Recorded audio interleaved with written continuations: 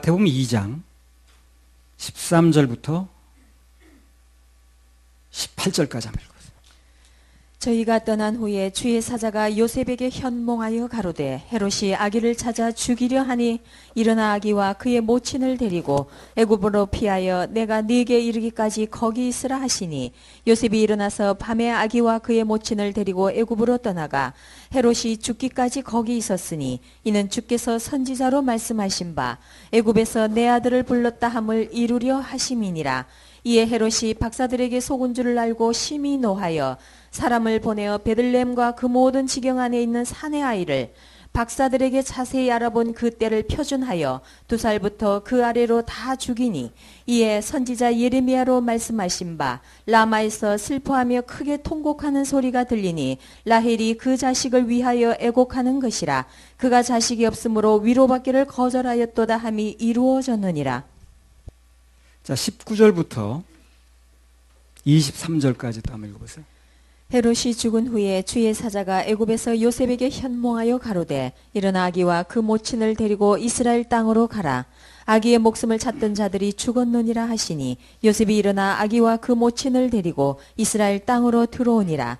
그러나 아켈라오가 그 부친 헤롯을 이어 유대 임금됨을 듣고 거기로 가기를 무서워하더니 꿈에 지시하심을 받아 갈릴리 지방으로 떠나가 나사렛이란 동네에 와서 사니 이는 선지자로 하신 말씀에 나사렛 사람이라 칭하리라 하심을 이루려 함이더라. 예. 제가 이제 그 전에 그 천안에서 서울 와서도 좀 뭐 그러긴 했습니다만 그 형사계에 내 근무를 했었거든요. 근데 그냥 느낀 건데 그때 이 전과자들에게는 대부분 수법이라는 게 있어요. 수법. 이 범죄인한테 쓰는 겁니다. 수법이란 말은. 하나님의 수법 이렇게 말하면 안 됩니다. 수법이라는 것은 범죄인들한테 쓰는 말이에요. 대부분 범죄 수법이라는 게 있는데 빈집털이 하는 사람은 맨 빈집털이만 해요. 그 빈집만 찾아다니면서 터는 거예요. 그게 자기 이제 전문이니까. 많이 해봤으니까. 금고털이 전문은요, 맨 금고털이만 합니다. 그러니까 이제 금고가 털렸다 그러면 금고털이 전과자의 리스트를 딱 나오는 거예요. 다른 데 찾아볼 필요도 없어요. 그 금고털이 전과자 중에서 찾아보면 나옵니다. 거기서. 거의 거기서 나온다 보면 돼. 배운 건 도둑질 뿐이라고 금고털이는 맨 금고털이만 해. 나털이 하는 사람 맨 나털이만 해.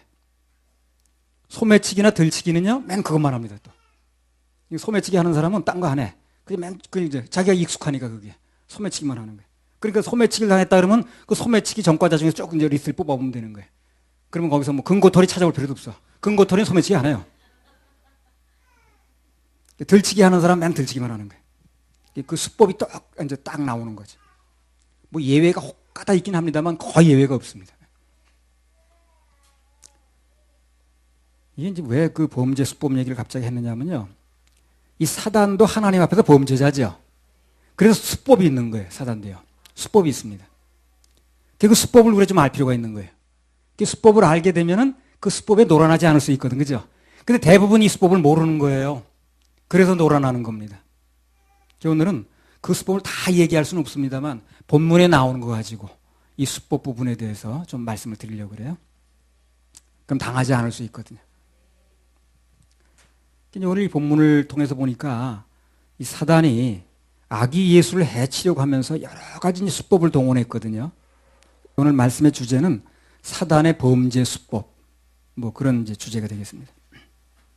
그래서 이 수법을 좀 들춰내야 돼. 들춰내가지고, 그 이제 우리 경계를 좀 해야 되고, 그게 바로 그게 사단의 수법이었구나, 그게. 우리는 모르고 그냥 막 이렇게 했던 것이고, 그렇게 사회, 통점사 하는 거고, 그렇게 그냥 돌아다녔고, 그렇게 사람들이 말하고, 그렇게 알아듣고 했는데, 그게 결국은 사단의 수법이었구나 하는 걸 우리 좀 알 필요 있다는 거예요. 그래서 1대지에서 그 얘기를 좀 할 거고요. 2대지에서는 이 범죄라는 게 가해자가 있겠죠, 가해자. 가해자가 있다는 것은 피해자가 있다는 뜻이거든. 요새는 피해자 없는 범죄도 더러 있긴 해요. 그러나 대부분 가해자가 있으면 피해자가 있습니다. 그래서 어떻게 하면 우리가 이 사단의 범죄의 피해자가 되지 않겠는가, 되지 않도록 이런 부분을 좀 얘기를 하려고 그래요. 그래서 사단의 범죄 수법과 그 피해자 뭐 이렇게 한번 정해봤습니다. 자, 먼저 사단의 수법을 한번 볼 텐데요. 이 사단의 전형적인 수법 중에 하나가 뭐냐면 개별적으로 다루질 않아요, 사람을요. 사단은 절대 그렇지 않습니다. 단체로 도매금으로 넘기려고 그래요. 뭐라 그런다고요? 단체로 넘깁니다. 사단하고 상대를 하다 보면 사단의 얘기 안에 놀아나다 보면 단체로 넘어가요, 사람들이. 절대 개별적으로 하질 않습니다, 사단은요. 단체적으로 한다는 건 개별적으로 하지 않는다는 건 바꿔 말하면 비인격적으로 한다는 얘기도 돼요. 비인격적으로. 자, 2장 16절. 이에 헤롯이 박사들에게 속은 줄을 알고 심히 노하여 사람을 보내어 베들레헴과 그 모든 지경 안에 있는 사내 아이를 박사들에게 자세히 알아본 그 때를 표준하여 2살부터 그 아래로 다 죽이니. 자, 보세요. 그 계산해가지고 그 아이 하나하나 알아보지 않죠. 무조건 그냥 해버리죠. 무조건. 이제 이런 게 이제 사단의 수법인 거예요. 이게 영적으로 어떻게 나타나는가를 얘기를 하려고 그래요. 이런 수법들이. 자, 먼저 사단이 우리를 어떻게 다루는가 이걸 얘기하기 전에요. 하나님께서는 우리를 어떻게 다루시는가 이걸 먼저 얘기하려고 그래요. 그럼 사단이 다루는 게 비교가 되니까. 마태복음 2장 13절에서 15절. 저희가 떠난 후에 주의 사자가 요셉에게 현몽하여 가로되 헤롯이 아기를 찾아 죽이려 하니 이런 아기와 그의 모친을 데리고 애굽으로 피하여 내가 네게 이르기까지 거기 있으라 하시니 요셉이 일어나서 밤에 아기와 그의 모친을 데리고 애굽으로 떠나가 헤롯이 죽기까지 거기 있었으니 이는 주께서 선지자로 말씀하신 바 애굽에서 내 아들을 불렀다 함을 이루려 하심이니라. 네. 자, 여기 보면요. 동방 박사들이 이제 아기 예수께 경배하고 떠나갔죠. 그 뒤에 바로 주의 사자가 나타났습니다. 그래가지고 그 아기 예수에게 어떤 위험이 지금 오고 있는가, 누가 아기 예수를 노리고 있는가 이런 다 얘기해 주죠. 그리고 일단 애굽으로 피난을 했다가 주의 사자가 거기서 나오라고 할 때까지 거기서 기다리라고 이렇게 구체적으로 말씀을 해주죠. 근데 사단은 구체적으로 알려주질 않아. 예. 요셉이 즉시 순종해가지고, 즉시 순종이 중요해요. 예. 즉시 순종 안 했으면 어떻게 될 뻔했죠? 죽을 뻔했죠. 예. 즉시 순종은 사는 방법입니다. 즉시 순종해가지고 밤에 자다 말고 일어나서 애굽으로 피신하는 장면이 오늘 나온 거예요. 밤중에 잠자다 말고 바로 이제 떠났는데 갑자기 떠나다 보니까 낯선 타국으로 가면서 뭘 준비한 게 없는 거예요. 무슨 양식을 준비했겠어요? 아니면 갑자기 잠자다 말고 하는 사람이 지금. 뭐 생활 필수품을 뭘 어떻게 많이 예축을 해놨겠어요? 이걸 어떻게 충당할 수 있었겠느냐 하는 거예요. 궁금하시죠? 생각 안 해봤습니까? 아니 갑자기 잠자다 말고 한 거 아니야 지금요. 그런데 어디 가서 뭘 먹고 살았겠냐 그 말이에요. 그렇다고 그 마리아하고 그 남편 이름이 뭐지? 요셉하고 무슨 동냥하러 다녔다는 얘기 내가 못 들은 것 같은데. 자, 마태복음 2장 11절 한번 읽어보세요. 집에 들어가 아기와 그 모친 마리아에 함께 있는 것을 보고 엎드려 아기께 경배하고 보배압을 열어 황금과 유향과 모략을 예물로 드리니라. 그래, 여기 동방 박사들이 와가지고 이제 그분께 이 아기 예수께 경배를 하면서 보배압을 가져왔는데 황금 덩어리하고요 유향하고 몰약을 예물로 드렸습니다. 황금 덩어리를 비롯해가지고 유향이라든가 몰약 이런 것들이 전부 당시로서는 상당히 고가품입니다. 이게 값 나가는 물건들이에요. 뭐 금은 오늘날도 값 나가긴 합니다만 이 향이 굉장히 비쌉니다 그 당시에. 그래서 그 마리아인가 누가 옷 값게 드렸죠. 이 향이 굉장히 그 당시에 그 고가품이에요. 결혼 미천으로 가지고 다니는 거예요. 그래서 황금 덩어리 그때나 이때나 값이 있는 거고 두 번의 가치로. 그 몰약도 그렇고요. 그래서 이 세 가지 굉장히 고가품이에요. 그 생각지도 않은 사람들이 가져온 거예요 지금요. 귀한 것들을 이제 주고 간 겁니다 지금. 그래서 요셉과 그 가족들이 애굽에 가서 그걸 팔아가지고 생활비를 쓴 거예요.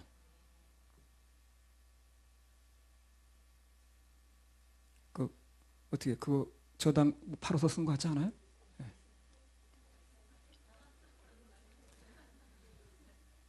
이 출애굽기에 보면요, 이스라엘 백성들이 광야에서 성막을 만들죠. 그 성막 그 안에 보면 전부 금이죠, 정금이죠. 금이 어디서 났겠습니까? 그거. 자, 출애굽기 12장에 읽어보세요. 출애굽기 12장 35절 36절.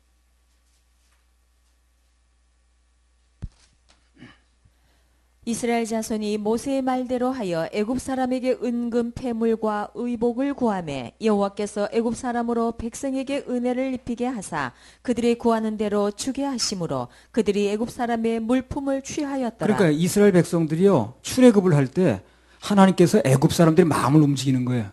금덩어리 막 주게 만들었습니다. 그게 그냥 그 주고 싶어 주는 게 아니고 뭐 이쁘다고 주겠어요. 주게 만드는 거예요, 하나님께서. 그래서 그걸 가지고 광야에서 그 성막 만들 때 다 쓰게 만드는 겁니다. 그 성막 재료 중에 주 재료가 전부 금입니다.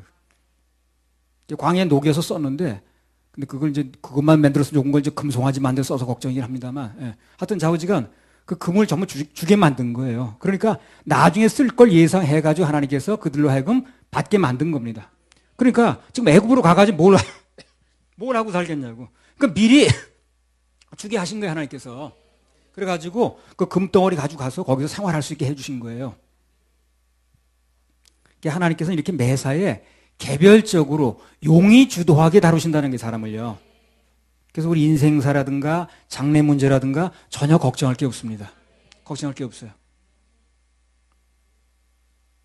왜? 그렇게 도매금으로 넘기는 게 아니라 개별적으로 이 사람은 뭐가 애로사항인가, 이 사람은 뭐가 필요한가, 뭐를 공급해야 되는가, 어떤 부분을 해결해야 되는가 다 개별적으로 계산하고 있는 거예요, 하나님께서. 그러니까 우리는 걱정할 필요가 없다는 겁니다. 나도 그래. 어떤 때는요, 내가 적은 나이가 아닌데 노후에 무슨 내가 적금 들어오는 것도 없고 그런 생각 들 때가 어떻게 있을 수가 있어. 뭐 퇴직금도 난 하나님께 다 드렸고, 국민연금 지난번에 재작년에 어딘가 군산에 집회할 때 나온 것도 다 하나님께 심었고, 따로 준비된 게 아무것도 없거든. 근데 우리 걱정하지 마십시다. 내일 일은 주께 맡기라는 그분 말씀만 믿자고요. 그러면 되는 거예요. 그러면 하나님이 그 인생의 책임을 지십니다. 한번 보세요. 하나님이 책임지십니다. 하나님 책임지십니다. 마태복음 6장 34절. 그러므로 내일 일을 위하여 염려하지 말라. 내일 일은 내일 염려할 것이요 한날 괴로움은 그날에 족하니라. 그래요. 내일 일은 내일 염려하는데 뭐. 오늘 지금 먹을 거 있죠, 우리요. 오늘 일 생각하면 되는 거예요. 내일 뭐 할부 날인데 무슨 뭐 월부 들어가야 되는데 내일 걱정하지 말아요. 가장 중요한 것은 하나님께서 인간들을 대하실 때 무조건 명령만 하시는 게 아니라 거기에 필요한 모든 해결책이 다 준비되어 있다는 겁니다. 철저하게 우리를 보호하시는 거예요. 사람 편에서는 이해 가든 안 가든 하나님 명령에 순종만 하면 됩니다. 먼저 그 나라와 그의 의를 구하면 되는 거예요. 그럼 그 나머지는 일체를 그분이 책임지십니다. 우리 죽을 때까지 인도하신다고 그랬으니까. 아무튼 그래서 우리를 요셉의 가정을 해치려고 사단이 별별 수단을 다 썼는데 하나님께 그들을 보호하시기 위해서 1장부터 2장 사이 무려 5번이나 나타나요, 꿈에. 한번 세어보세요. 5번 나타납니다. 그래가지고 다 일일이 지적해 주는 거예요. 어리 가라든가, 어떻게 피하라든가, 아직 들어오지 말라라든가, 아직 들어오면 위험하다든가 다 얘기해 주는 겁니다. 그때그때 위험을 다 피하게 만들어 주시는 거예요. 그래서 하나님께서는 당신의 자녀들을 보호하시되 아주 자상하게, 아주 안전하게, 아주 빈틈없이 그렇게 해주신다는 거예요. 그리고 우리는 무슨 일 당해도 걱정할 필요 없습니다. 없어요. 그렇게 자상하게 해주시니까. 대강대강 그냥 뭐 실수 만발로 그렇게 하는 게 아니고. 우리가 믿고 있는 하나님은 우리를 보호하시고 모든 필요를 채워주시고 철저하게 개별적으로 인격적으로 대해주십니다. 그분 안에 있는 생애는 안전하고 자유롭고 평안하고. 근데 이제 반대로 오늘 본문에 나오는 이 사단은요, 전혀 그렇지가 않더라는 거예요. 사단은 사람을 다룰 때 철저히 비인격적으로 다루고 대강대강 해버리고 단체적으로 다루고 도매금으로 넘깁니다. 그게 사탄의 수법이에요. 자, 2장 16절 다시 읽어보세요. 마태복음. 이에 헤롯이 박사들에게 속은 줄을 알고 심히 노하여 사람을 보내어 베들레헴과 그 모든 지경 안에 있는 사내 아이를 박사들에게 자세히 알아본 그 때를 표준하여 2살부터 그 아래로 다 죽이니. 그러니까 여기 헤롯이란 존재가 그리스도의 탄생을 방해하는 정확히 사단을 상징하거든요. 그 사단의 사람들을 어떻게 대합니까? 자신의 목적 하나 이루겠다고요, 전후좌우를 가리지 않아요. 무자비하게 그냥 애들을 그냥 막 없애버렸잖아요. 원래 정상적이면 어떻게 해야 되는 거예요, 지금요? 죽인다 할지라도 자기의 목적하는 사람 찾아서 그 아이 하나만 제거해야 되죠. 그렇잖아요. 그렇죠? 내가 제거할 목적이 있다 할지라도 원래 정상적으로 하려면 그 아이를 하나 찾아야지. 그거 하나만 제거해야지. 그래. 그 1살 밑에 그 2살짜리 전부 죽이면 되겠어요. 그래. 근데 오늘 사단의 그 사주를 받은 그 헤롯은 얼마나 일방적인지 몰래. 상대방이 어떤 사정인지 그 아이가 그 집의 3대 독자인지 4대 독자인지 전혀 따지지 않습니다. 그냥 무조건 대강 계산해가지고 그냥 그 단체적으로 그냥 2살 이하는 전부 죽여 이렇게 버리는 거예요. 사람들을 다룰 때 절대 구체적인 사정을 감안하지 않아요. 사단은요, 어떤 문제에 구체적으로 분명하게 하는 걸 아주 싫어합니다. 사단은요. 구체적으로 따지고 분명하게 하는 걸 아주 싫어해요. 그럼 자기가 드러나겠죠. 거짓말이. 그러니까 대강 넘어가는 걸 좋아해요. 사단은요. 하나님은 구체적으로 하려고 하시고 사단은 대강 하려고 그래. 사단이 역사하는 곳에는 모든 것이 개별적으로 구체적으로 따져지지 않고 대강 도매금으로 넘어갑니다. 그래서 대강 그냥 얼렁뚱땅 넘기려고 하는 곳에는 틀림없이 그것은 사단의 역사라고 보면 돼요. 하나님 그렇게 하지 않습니다. 오늘날도 이 사단은요, 개인적으로 하나님 만나는 거 방해합니다. 사람들이 영혼을 무더기로 막 넘겨요. 단체로 죽이고. 구체적인 수법 하나를 예를 들면 그렇습니다. 이 전체로 드리는 제사를 통해 가지고 대강 구원이 되는 걸 인식시켜요. 사단은요. 전체로 드리는 제사를 하나 묶어 가지고 전체 제사 속에 들어가면 구원이 되는 걸로 이렇게 해버리는 거예요. 사단은요. 구체적으로 따지지 않고. 그래서 예배만 참석하면, 교회만 나가면, 여러 민중이 앉아는, 여러 사람들이 앉아는 난 참석만 하면 그 지붕 밑에 있으면 구원이 되는 걸로 이렇게 넘겨버리는 거예요. 대강 그냥. 그냥 나는 오늘 가서 그 여러 사람 보이는데 예배 드렸어, 그냥. 그 예배 드리고 나 하나님 찬송하고 다 불렀는데 뭐 헌금 냈어. 그럼 구원이 되는 걸로 가는 거예요. 그게 천국 가는 것이냐, 이렇게 속이는 겁니다.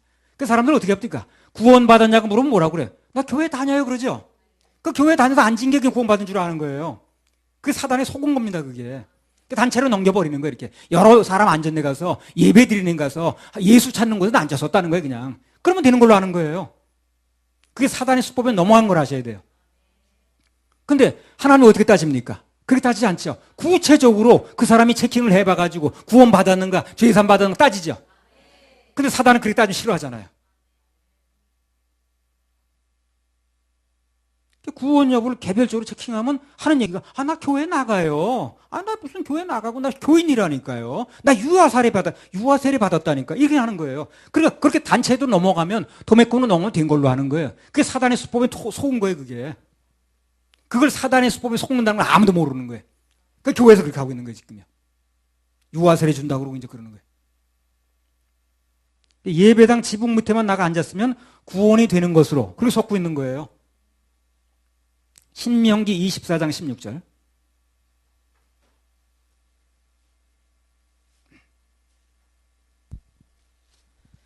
아비는 그 자식들을 인하여 죽임을 당치 않을 것이요 자식들은 그 아비를 인하여 죽임을 당치 않을 것이라. 각 사람은 자기 죄의 죽임을 당할 것이니라. 예, 그래서 하나님께서는 사람을 대할 때 각 사람에 대해서 분명하게 개별적으로 다루죠.